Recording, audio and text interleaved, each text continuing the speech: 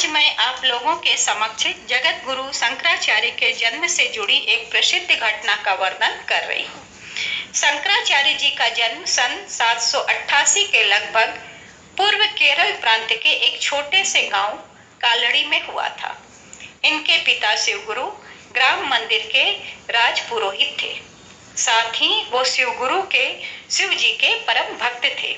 ईश्वर के प्रति उनके दिल में अपार श्रद्धा और विश्वास था। शंकराचार्य जी की माता कामाक्षी देवी थी। वे भी बड़े सरल स्वभाव की महिला थी और धर्म के प्रति गहरी आस्था रखती थी। दोनों पति पत्नी नियम पूर्वक ईश्वर उपासना किया करते थे। शंकराचार्य के पिता शिवगुरु को जीवन में कोई अभाव न था। होता भी क्यों, वो बहुत संतोषी प्रवृत्ति के व्यक्ति थे। उनके विवाह के 40 वर्ष बीत गए, परंतु उन्हें कोई संतान नहीं हुई थी।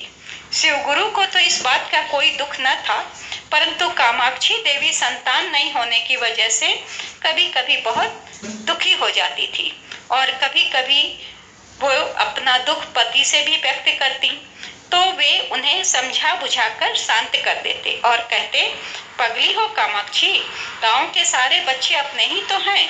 इनकी खुशी में क्या तुम्हें परमात्मा की मुस्कान नहीं दिखाई पड़ती? सब तो तेरे बच्चे हैं। जिसकी सेवा कर, जिसे प्यार दे, वही अपना है। फिर कमी किस बात की, जब सारा संसार ही अपना है, सब बच्चे अपने ही तो हैं। फिर भी कामाक्षी देवी कभी कभी संतान नहीं होने की वजह से बहुत दुखी हो जाती थी।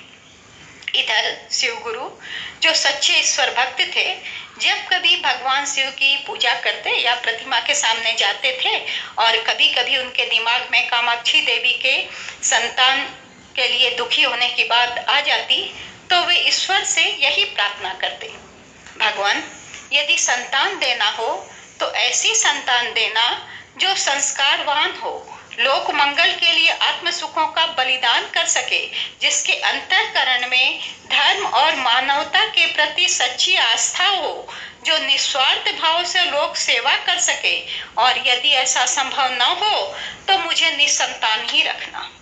कितनी बड़ी प्रार्थना थी और निस्वार्थ भाव की प्रार्थना। सच्चे दिल से की गई प्रार्थना और निस्वार्थ आकांक्षाएं कभी अधूरी नहीं रहती। बालक शंकर का जन्म इस बात का प्रत्यक्ष प्रमाण है। इतना ही नहीं, शिव गुरु की जैसी पवित्र आकांक्षा थी, वैसा ही शुद्ध और पवित्र उनका व्यक्तित्व भी था। संस्कार युक्त वातावरण में ही संस्कारवान एवं प्रतिभाशाली आत्माएं जन्म लेती हैं। अतः शिव गुरु का मनोरथ पूर्ण हुआ तो इसमें कोई आश्चर्य की बात नहीं। शंकराचार्य जी शिव गुरु की कामना के मूर्त रूप ही थे। उन्होंने भारतीय धर्म और संस्कृति के प्रचार प्रसार में अपना संपूर्ण जीवन न्यौछावर कर दिया। देशोद्धार का संकल्प लेकर, आजीवन संन्यास धारण का व्रत लेकर वे घर द्वार छोड़कर निकल पड़े। कोई लालसा, कोई इच्छा नहीं थी। केरल के राज नरेश राजशेखर ने उनके सामने स्वयं आकर उनसे राज पंडित का पदभार ग्रहण करने का प्रस्ताव रखा, परंतु शंकराचार्य ने प्रलोभन ठुकराते हुए कहा, राजन, संसार में जो बुद्धिमान लोग हैं उन्हें अपनी आवश्यकताएं सीमित करके समाज सेवा के व्रत का भी पालन करना चाहिए। आज प्रबुद्ध व्यक्ति भी अपने स्वार्थों, विलास सामग्रियों के संचय में ज्ञान साधन से पथभ्रष्ट हो रहे हैं। मैं सारे देश को अपना घर, अपना कार्य क्षेत्र मानता हूँ, इसलिए आपका प्रस्ताव स्वीकार करने में मैं असमर्थ हूँ। मुझे अपनी सुविधा की अपेक्षा देश के आध्यात्मिक उत्थान की चिंता है। मैं सारे भारतवर्ष को एक सांस्कृतिक सूत्र में बांधने का प्रयास करूंगा। उसके लिए मुझे सर्वत्र भ्रमण करना होगा और ज्ञान ज्योति की पिपासाओं को तृप्त करना होगा। सच भी है, शंकराचार्य ने अपना सारा जीवन भारतीय संस्कृति के उत्थान में, प्रचार प्रसार में लगा दिया। वे सारे देश का भ्रमण करते और जगह जगह प्रवचन आदि देकर लोगों के दिल में आध्यात्मिक भावना जगाते, आध्यात्मिक उत्थान का प्रयास करते थे। उन दिनों यातायात के साधन भी उतने नहीं थे। बैलगाड़ियों से भ्रमण करना पड़ता था। कुएं, विश्रामालय, औषधालयों की भी इतनी सुविधाएं नहीं थी। घने जंगलों के बीच चलने पर जंगली जानवरों द्वारा मार कर खा जाने का भी भय बना रहता था। दस्युओं और तस्करों की भी कमी न थी। परंतु इन सभी कष्टों के होते हुए भी शंकराचार्य ने वही मार्ग अपनाया जो महापुरुष अपनाया करते हैं। उन्होंने तमाम संकटों को सहते हुए धर्म प्रचार का कार्य शुरू किया।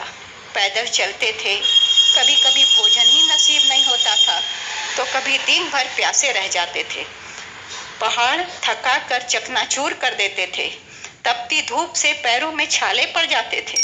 फिर भी जगत गुरु शंकराचार्य सब सहन करते हुए वेदांत का, धर्म के यथार्थ स्वरूप का प्रचार करते रहे।